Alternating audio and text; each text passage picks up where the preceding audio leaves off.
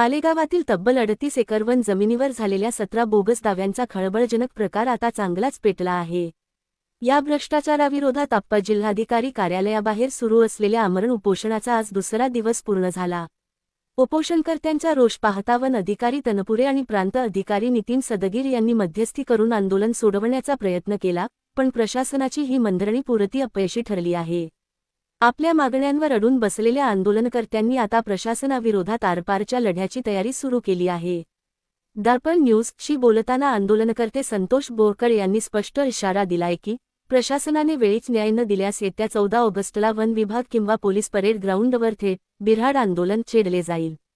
मालेगाव तालुक्यातील शेकडो शेतकरी आपल्या शेळ्या, मेंढ्या, जनावरे आणि संसारोपयोगी साहित्यासह रस्त्यावर उतरणार असून तसे लेखी पत्रही प्रशासनाला सुपूर्द केले जात आहे।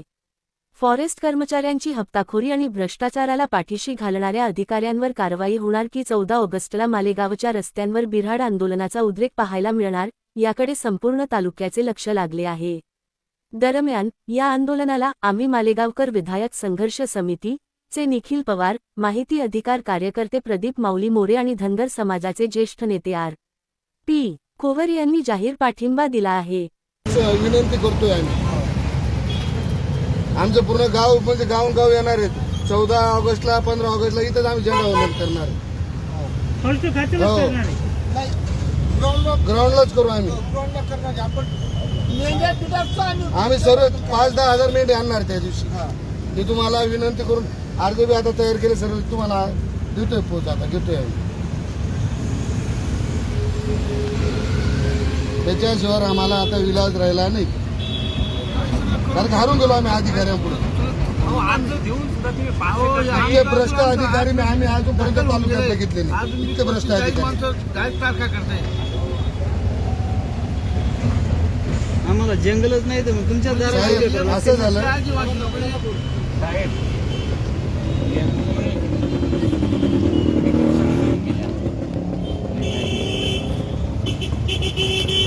वनपाल होता तो वनरक्षक होता, त्याने सी केल्या ज्याच्या काळात तयार झाल्या त्याने ते चालवल्या, त्याच्यावर गुन्हा दाखल झाला चालवणारे, पण ज्याच्यामुळे या करोडो रुपयाच्या वनसंपत्तीचं नुकसान झालं त्याच्यावर जबाबदारी कुठे मिळते?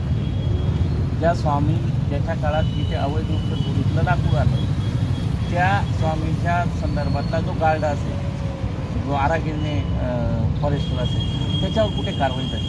हे लोक कारवाई करणार नाही, हे लोक त्यांना पाठीशी घालतात। अधिकाऱ्यांचे कर्मचाऱ्यांचे आर्थिक हितसंबंध आहे, हप्ताखोरी चालली आहे साहेब, आणि या हप्ताखोरीमुळे हा वन विभागाचा प्रचंड मोठी संपत्ती ऱ्हास झाला आहे। 33,000 हेक्टर वनजमीन मालेगाव तालुक्यात आहे साहेब, आणि मला 1,000 हेक्टरचं चांगलं जंगल दाखवून द्यावं आरेफ साहेबांनी, ACF साहेबांनी। माझं खुलं चॅलेंज आहे, 1 लाख रुपयाची चॅलेंज करतो मी की यांनी 1 हेक्टर दाट फॉरेस्ट दाखवून द्यावं। आता प्रांत साहेबांनी आमच्यावाली हे घेतली, म्हणजे आमची मागण्या चर्चा घेतली, त्यामध्ये सांगितलंय साहेबांनी आता आदेश काढू बा आणि आदेश पारित करू बा, अधिकाऱ्यांवर निलंबित करण्यात यावे अशी सखोल चौकशी करून, म्हणजे 2018 मध्ये आम्ही वृक्षारोपण झालेलं होतं त्या वन जमिनीवरती, त्याच्यावरती वृक्षारोपण झालं होतं, तरी पण त्या जागेवरती 5 लोक पात्र केले, म्हणजे पुरावे सादर करून, खोटे पुरावे सादर करून। अधिकाऱ्यांचं आमचं असं बोलणं झालं, त्याच्यामध्ये म्हणजे जे असन ते तुम्ही आदेश काढावा, जे अधिकाऱ्यांनी फेरफार केली त्यांना निलंबित करण्यात यावं, तसा आदेश आम्हाला लेखी द्यावा।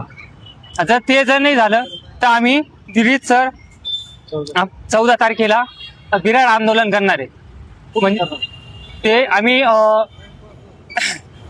फॉरेस्ट खात्याच्या सामने करणार आहे, आणि झेंडावंदन ध्वजारोहण ते आम्ही कॉलेज स्टॉप याच्यावर करणार आहे ग्राउंड।